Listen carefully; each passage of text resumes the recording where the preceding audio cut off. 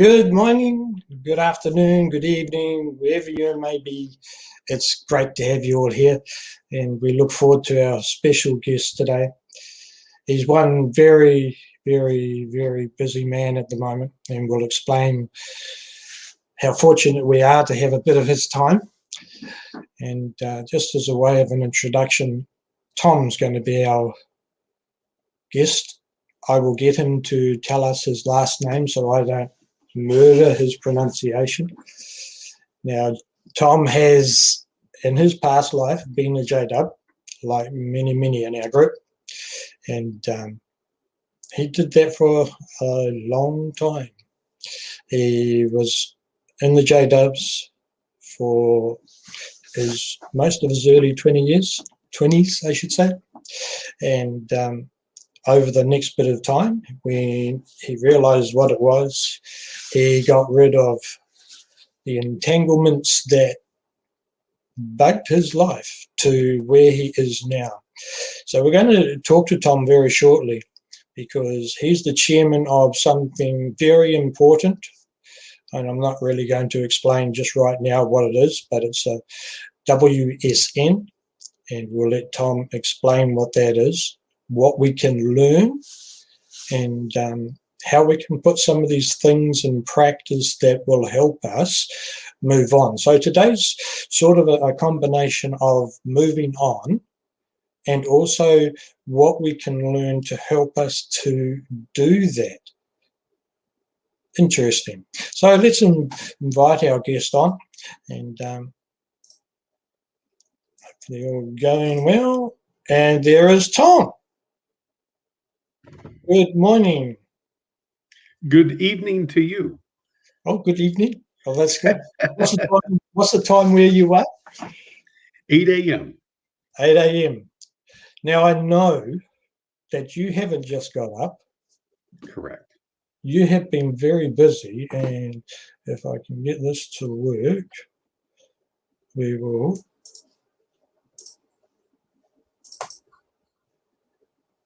What is all that about, Tom? That's an organization called Friends, and they're having a winter virtual convention. So this weekend, and that's a partner organization of the WSN. They center totally on kids. Yep. And just so that we know what WSN is all about, and I know you're very busy in the WSN, what does that stand for?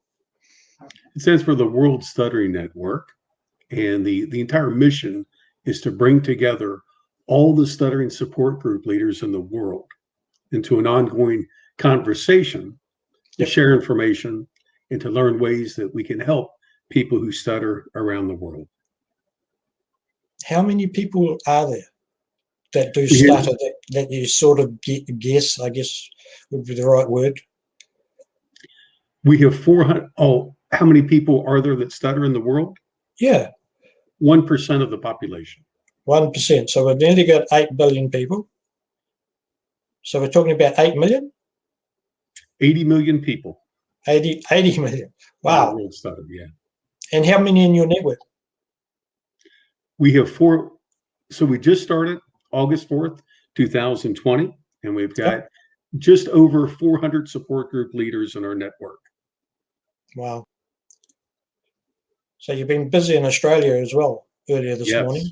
Yes. How did that go? That went great.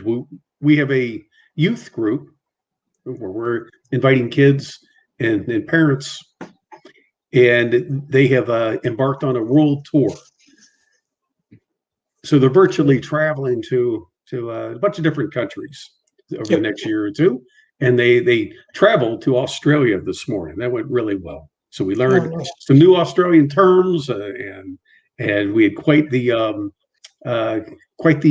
Aussie guest on our panel this morning. So great people. The Aussie. Yeah, well, they're not too far away from me. Not that I could swim to there, but these things do happen. They do get boats that canoe from that coast around Sydney to New Zealand. It takes many minutes. Oh, nice. But anyway, let's just go back to your early young manhood. You were a JW. Just give us a little bit of background as to what happened. How did you get in? And obviously, early 20s, you were no longer in. Okay. So there's really nothing special about my story. I mean, it is similar to everyone else that was raised as a JW, where we go up believing that what we're taught becomes what we know, and that everyone else is evil, and that we are God's chosen people. We're special.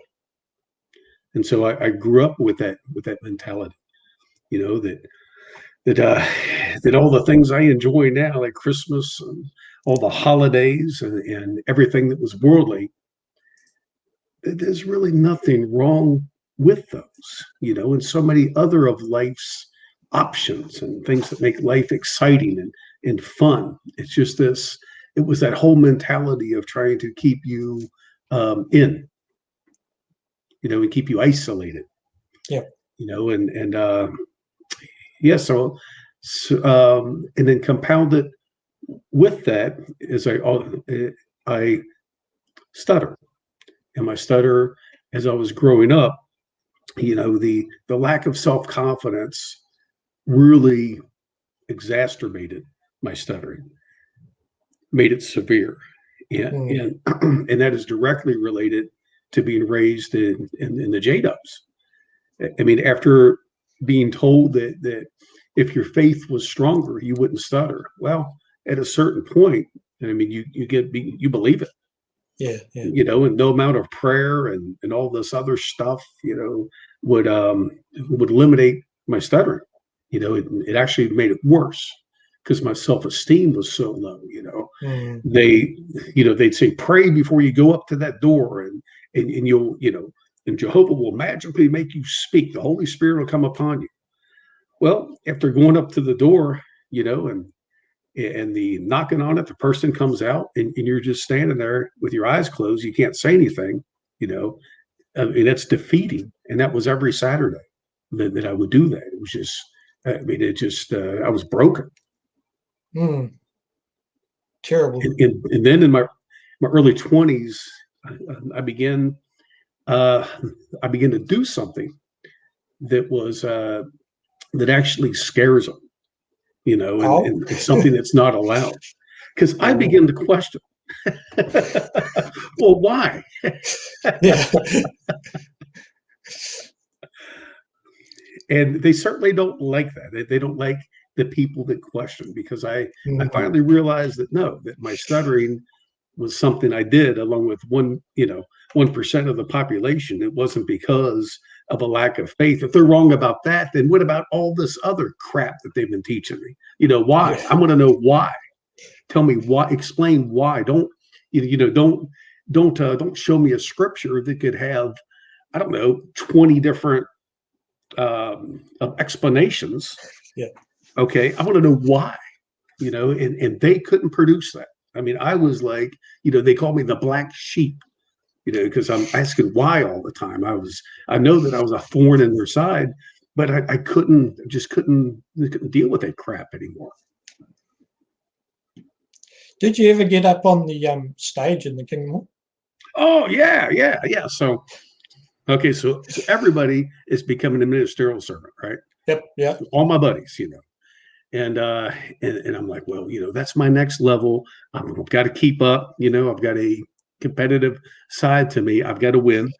So yeah, I'll sign up. Well, you have to give a public speech, and that's the one thing that one of the many things I couldn't do, because it involved public speaking. So I signed up for it.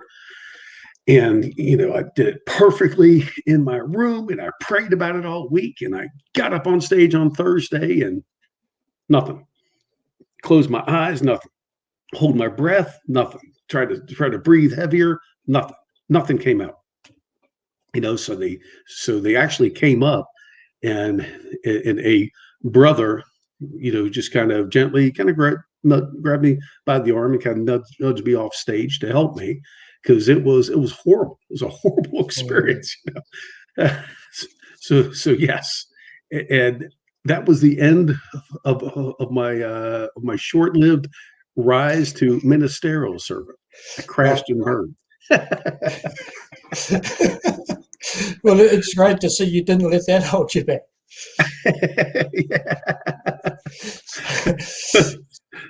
So after that exercise of going to the gym and walking up on the stage and then back down again, you obviously didn't stay in that environment, because here you are and you can't tell really that you stutter. And that's great to see, so much so that you've got the WSN to help all those other ones out there, the group leaders, to be able to work with ones who really need the help. That's a wonderful achievement to be part of such an amazing thing. Congratulations. Thank you. Thank you. So just going back to when you started those really big, hard questions, why? So you obviously got your answers, you left. Now, what were some of the entanglements, as you called it, to start moving on? Well, 60% of your subconscious thought is formed between the ages of 2 to 6. Yep. And so during that time, I'm taught, Armageddon's going to come. It's going to be here in 1975. Oops, the light just got brighter. It'll be it'll be 1983. Oh, whoops, the light got a little brighter. It'll be, So once you start believing that Armageddon is going to be here, Yep. and you grow up, hearing things like, "Oh, get a 30-year loan on your house. You'll never pay it off," and all this other crap that that they teach you. Okay, so after I was done with it, walked away. Was still, it took years before I, in my heart of hearts, believed that Armageddon was not going to be the end of the world. I mean, it still had those thoughts would still keep bubbling up, and so and thoughts of missing my parents, thoughts of missing my sister, and stuff like that. Those thoughts would keep bubbling up. So I would call those entanglements that I'm referring to. Yep. So how did you get around them? Obviously, you don't lose the memory of your families and close friends quickly. But did you just sit there dwelling on them, or dwelling on the teaching of Armageddon, or what was this? What was the story? How did you get through it? I think by not trying to tell myself I don't have those feelings. Just when those feelings would come up, I would acknowledge that I have those feelings, and I would reason through them. I'd say, oh, well, I just had a thought about Armageddon. Well, let's think about this logically. Didn't happen in 1975.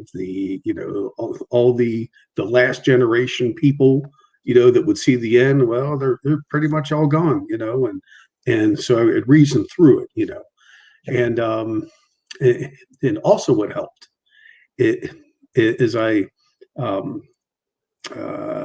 found that when I left, it just left this big hole, because I left my whole world. That was everything. Friends, family, that was all of my activities, most of my hobbies, centered on that freak lifestyle. And yes, I can call it a freak lifestyle. And then, so I just had this big hole. So I learned, and of course I can only talk about my own experience. I'm not a person that gives people unsolicited advice and all this other stuff. From my own experience, I learned that I had to literally change my entire life. And that's the way that I've been able to successfully get to the point where I don't have those longings and those memories that I want to recreate. And I found new doors of opportunity. Great. Was there ever a time where you sat and focused on, say, the JW publications? I know we didn't really have YouTube back in 1975, in early 80s, or we didn't have Facebook. Did you sit there going back over their teachings? I had enough of a memory of those, that I feel like I don't need to go back, and I don't need to bring that back into my life again. It's for me personally, that would be bringing negative energy, into my life. I like just to have positive. I like to move forward towards positive things. Now, I really appreciate the efforts of those who are doing the research, and the people that are out there saying, hey, if you are an active JW, here's some things that you need to think about from their own publication. So I applaud the people that have made that their life mission. They certainly have a passion for it. And it's so if I didn't stutter, and if my passion wasn't towards the World Stuttering Network, then perhaps, I would be in that direction. But, right now, my purpose is to help people who stutter, and that's all that I've got time for, because I'm just 100% into it. Yep. And that's great. It seems that so many in the XJW community haven't got to the stage in life to be able to move past that. Is there any practical help or an example that we could use to get ourselves to think about moving away from looking back at the JW past of our lives?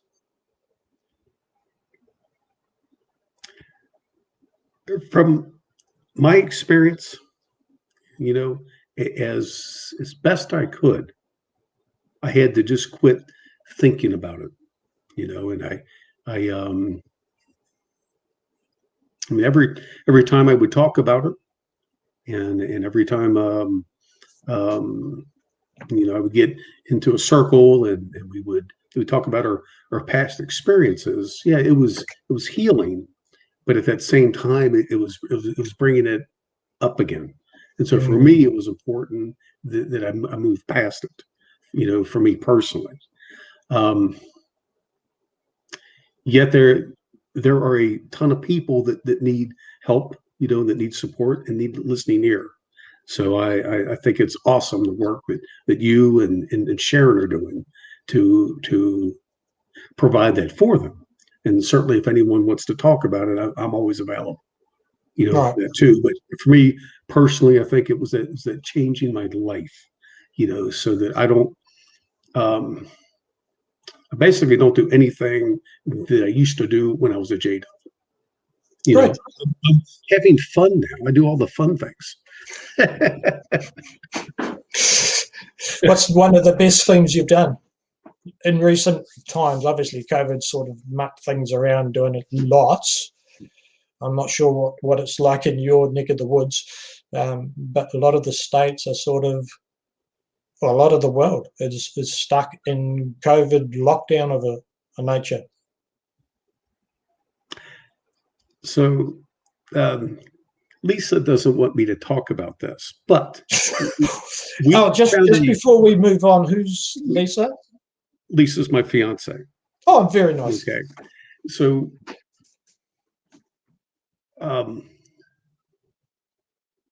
we enjoy paddling, kayaking, paddleboarding.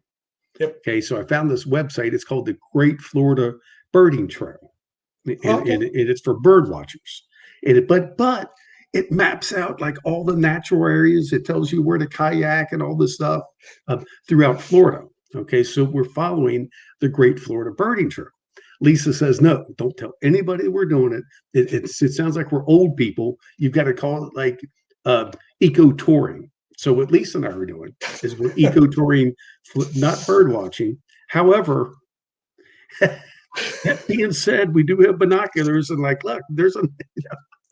I'm not allowed talking about it. So that's what we do in our spare time. It's basically anything outdoors. We Yeah. paddleboard all over the place. We kayak all over the place. We're kind of making the tour of Florida right now. So that's the fun thing we do. Great. And how far have you got on your eco touring? Oh man, I mean, I would have to stop and like count them all out. There's quite a list. Yeah. Oh, it's good that you're having fun doing that when you're not Yeah, like today. You're busy in between and working with your WSN team, and we really appreciate the value. And we know that you're going to be going back and doing a bit of training with the leadership on that side of things. yeah. So, what sort of things in the way of goals have you got for the future? My goal is that every person who stutters on the face of this planet has access to a support group. Yep. And I think that parallel to that, what I'd like to see is that every ex-JW on the face of this planet has access to support that needs it. I mean, there's a large number of people, they're just like I was. They come out and, it's like, well, what to do? What should I do now? I mean, that was your whole life. You feel lost for a long time.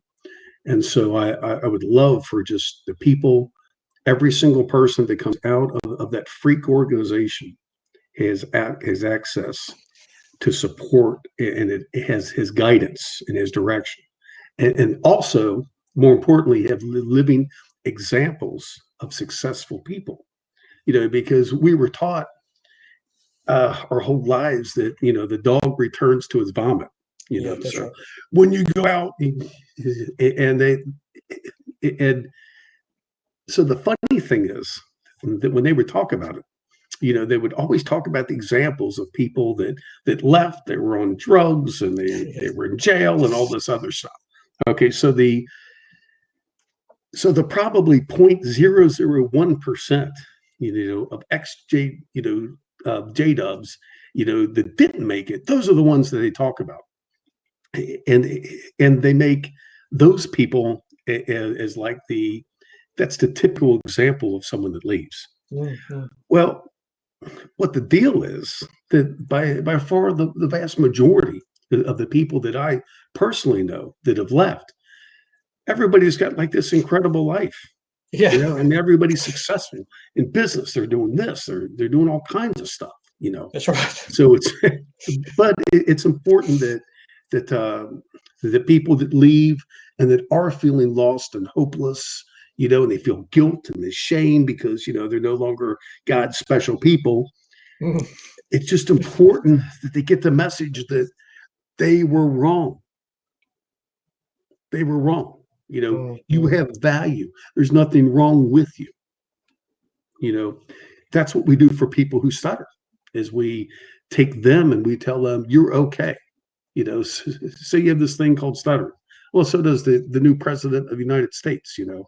It doesn't define you. You're okay. You have value. Yeah, I was just wondering if there was a sort of a connection between the two. And so it's good to see that there is a way around. What are some of the practical things when you compare the network that you helped build up with the team and being from the XJW side or the JW side of things? Are there things that are in common, and what can we learn from them? When I built the WSN team, okay,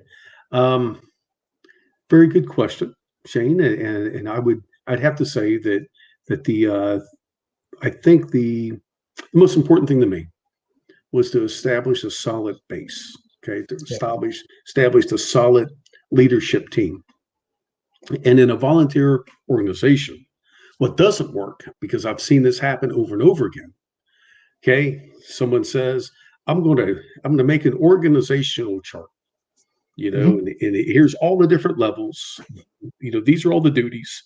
These are all the titles. Well, in an unpaid volunteer organization, I haven't seen that as productive as matching the passion to the position, or better yet, creating the position from the passion. Okay, so I took a group of some of the standout people in the stuttering support community in the whole world, from different parts of the world. I knew that I wanted them on the board of directors. Yep. So I just basically took them and I said, okay, I have no title for you. What do you want to do? What is your passion? So so Ja told me that she wants to establish support groups in China. There are no stuttering support groups in China because it's such a shame. It brings shame to your family, shame to China and everything. Mm-hmm. People don't talk about it. So that's her passion.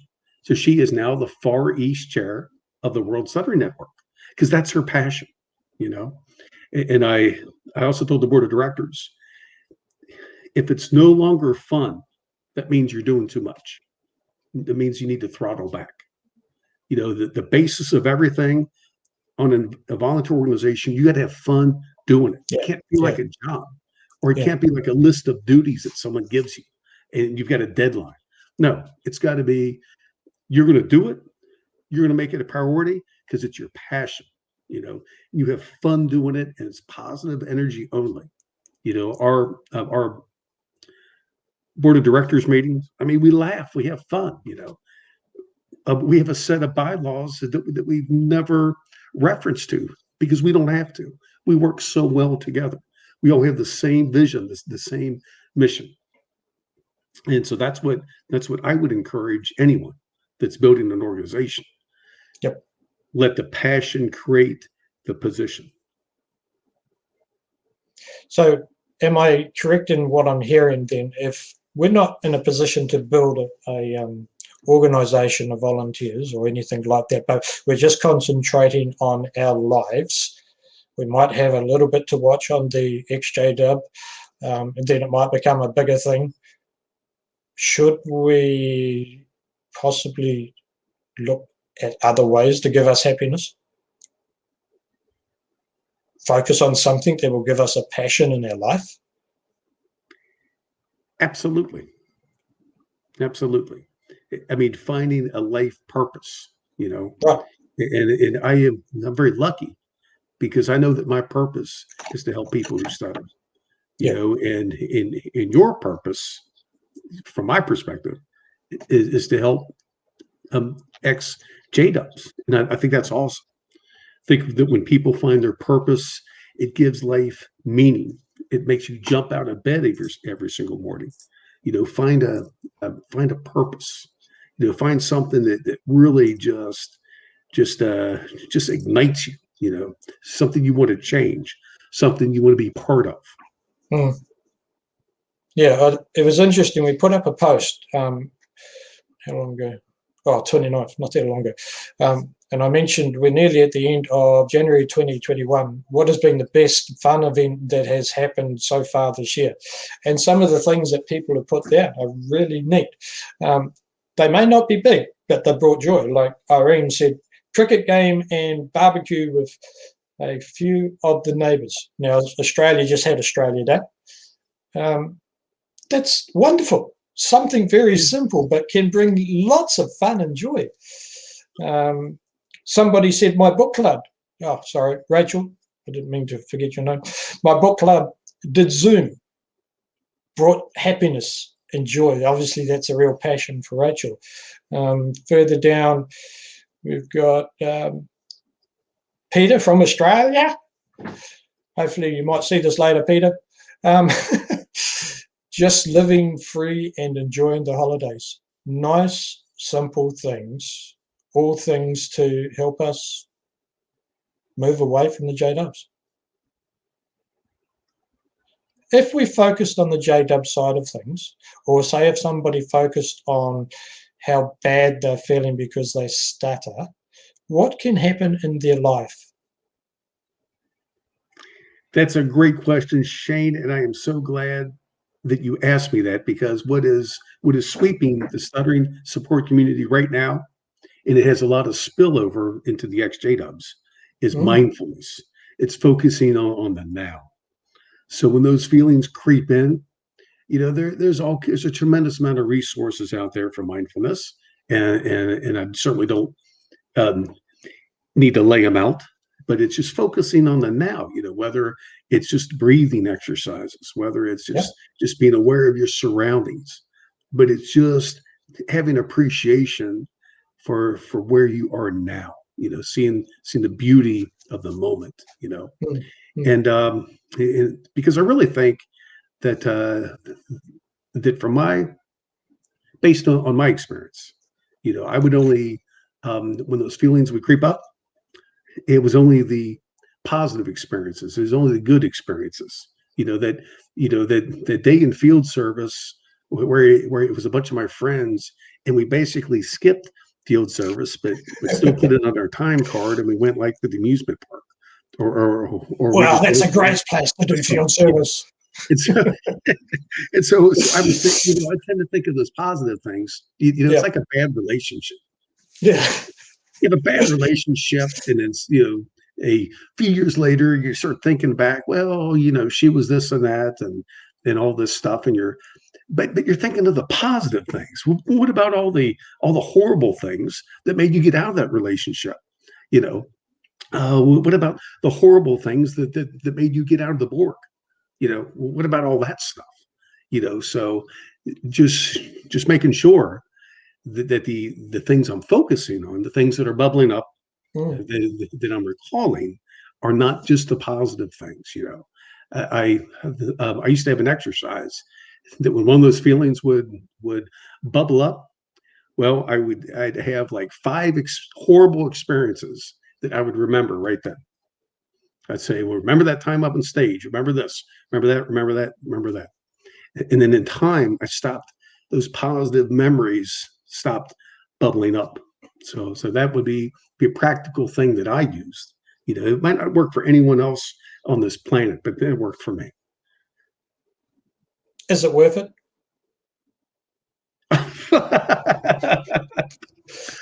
I'm sure that most people laugh when you ask them that. Yeah. I don't even know how I could put that in words. I mean, I'm here, the way that my life has turned out. Absolutely. Absolutely. Yeah. One of the viewers just wants to briefly ask, did you have struggles at the beginning of your journey after the JWs? Yes. I was lonely.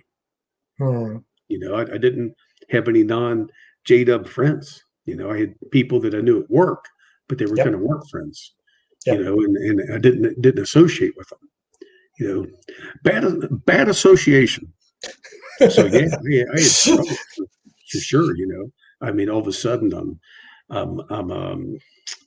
I'm drinking now, and trying to find happiness in all the wrong places, and I definitely had struggles, and I learned basically the hard way that the way to find happiness is not through life's vices. The way to find happiness are the good things about life. I mean, the things that do bring you true happiness. Right. Can we ask just what were 1 or 2 of the steps that you did once you worked out all those things that really helped you? Finding true friends, and being a true friend, not thinking that for myself to have value, I've got to have 100 good friends. Yeah. I just have a few true trusted friends. I mean, people that I can call at midnight, and they'll be right here. The good things of life is having a solid relationship. A trusting relationship. Being the type of person that I want in my life. I just just tried finding happiness in all the wrong places, and that didn't work. And Right. so now I focus on finding happiness in the right places. Now, I'm not saying that all this stuff happens overnight either. I mean, this is years and years and years and years. So it's not like that. No, definitely not like that. Well, look at you now, and you've done amazingly well. You're an example to be able to show to the group of a man in his early 20s leaving, focusing on good stuff to getting to the point where you've got the passion of the WSN. Now, while we're talking about the WSN, if somebody knew somebody who stuttered and really struggled, how can they reach out to get help for the one they care for, or just know? They could contact me directly, or they can find us online at worldstuttering.net, or they can find us on Facebook at World Stuttering Network. Yep. On Facebook, so you can find us one of those two places, and it's so the feeling of stuttering when you don't know anyone else that stutters, it's kind of the same thing as when a person leaves the board, and that loneliness that I'm all by myself. And when you stutter, that's a lifetime. Yep. So yeah, if someone knows someone that stutters, I would definitely encourage them to plug into the worldwide stuttering support community. Yeah, I came to one of your friendship meetings. Yeah. What a fantastic idea, and just to listen to the ladies and the gentlemen at the end of it, they were just as interested as what we're doing here in Life After. They were a fantastic bunch of people. Yeah. And I can really see the benefit of those ones who are struggling, reaching out, getting the support, just like the XJW community. So what you're doing in that community is truly amazing. And we want to thank you for the service that you're giving to the planet. So what's your next biggest goal? Apart from, have you got a personal goal that you'd like to reach apart from the WSN, even though that's your passion? Is there something that you want to reach out before we let you go and you get back on to helping the WSN network? Personally, life is going so well that I really can't really think of anything, that I want to achieve in the future. I mean, life is just so exciting, like right now, and I think that's something that really helped me get to this place. There's a guy that did a show called Dirty Jobs on one of the cable channels. I don't know if you saw that or not. No. And that guy actually stutters. He would do all these just filthy jobs, and it was basically showing what people do to make a living, and how really it's not an easy thing to do, that they deserve respect. But his name is Mike Rowe, and he said that after years and years of doing the show, he could sum it up by saying that do what you're best at, so you can do what you love. And what I'm best at is construction management. It allows me to do what I love, and that is stuttering advocacy. So that is my life right now. Very good. Well, I do want to say thank you very much for the valuable time you've allowed us to have this morning, even though you're very busy. Go well, work on that passion, and build up the network. And anybody who's watching our live stream now, we put up Tom's Facebook profile. He is in our group. Reach out to him. He will be able to help and support you. So once again, Tom, thank you very much for being here. Thanks everybody for being on the live stream. We hope to see you on the next one. And just keep in mind, if you need help, even just to talk, we're here. We have amazing people in our group who are willing to support, to chat. Don't stay alone. Thanks once again, Tom. We'll see you on the next live stream, folks. Thanks for being here, and keep safe. See you again soon. Bye. Life after Jehovah's Witnesses. What are we going to do? What can you do? Is it really possible that you can dare to dream? How can we do that? Regardless of who you are, each one of us who has left a high control group will go through the stages that all survivors go through. Some move through a little faster than others. You see, when we lose something, we can get hurt, whether from family or our thinking. We may be in denial or speechless at the shock of it all. What is it all about when we get numb? It may be a roller coaster of emotion when you least expect it. We might search through our life and get angry at what's happened, or feel afraid when things happen in the world because we were taught to think that way. And as we go down this journey, we may get lonely. We might panic about things that they've taught us for so many years, and then when we finally do something for ourselves, we feel guilty. Through this journey of highs and lows, we need to make some adjustments.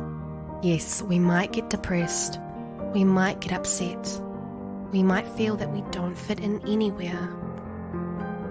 The new relationships that we have, whether romantic or in everyday life, shows us the strength that was there all along. The patterns that we formed in our lives are now gone.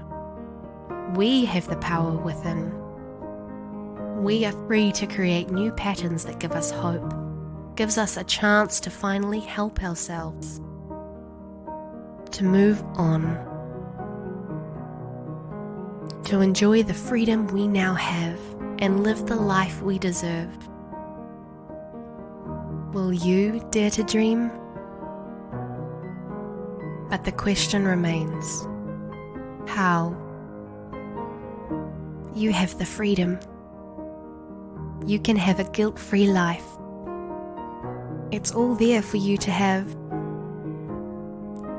So you can dare to dream. Life holds special magic for those who dare to dream.